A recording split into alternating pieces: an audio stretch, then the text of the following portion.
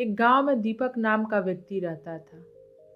उसे लोग कायर कहकर चिढ़ाते थे, क्योंकि वह झगड़ों से दूर भागता था और अंधेरे में निकलने से भी डरता था। वह अपनी इस छवि से तंग आ चुका था, इसीलिए वह पहाड़ी पर रहने वाले एक रहस्यमयी साधु के पास पहुंचा।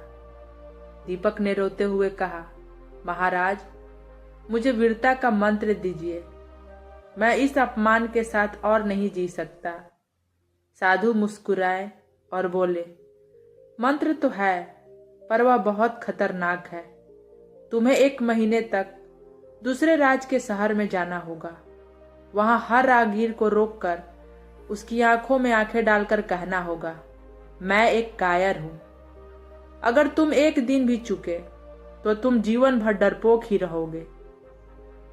दीपक ने चुनौती स्वीकार कर ली। दीपक दूसरे शहर पहुंचा।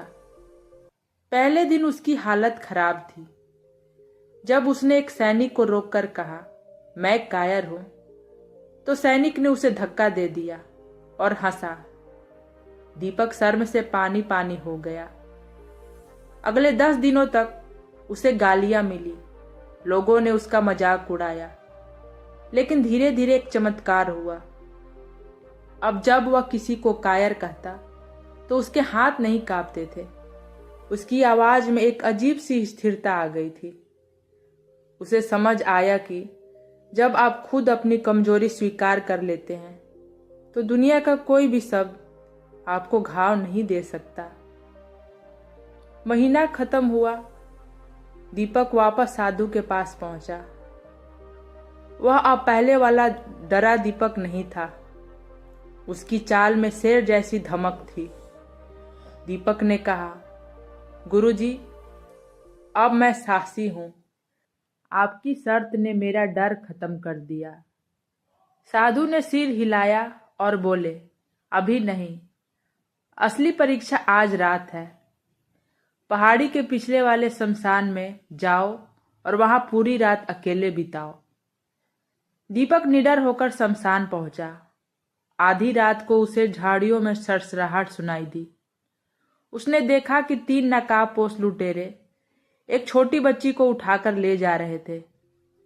पुराना दीपक होता तो भाग जाता, लेकिन इस नए दीपक ने अपनी जान की परवाह किए बिना एक भारी लकड़ी उठाई और उन पर टूट पड़ा। उसकी दहाड़ और निडरता देखकर लुटेरे डर गए कि यह कोई पागल या भूत है, और वे बच्ची को छोड़कर भाग खड़े हुए। सुबह जब दीपक बच्ची को लेकर साधु के पास पहुंचा तो वह दंग रह गया। वह बच्ची कोई और नहीं बल्कि उसी साधु की पोती थी। यह कहानी से हमें यह सीख मिलती है, हम अक्सर इसलिए डरते हैं क्योंकि हमें अपनी छवि खराब होने का डर होता है। हम दुनिया को यह दिखाना चाहते हैं कि हम बहादुर, बुद्धिमान और महान है।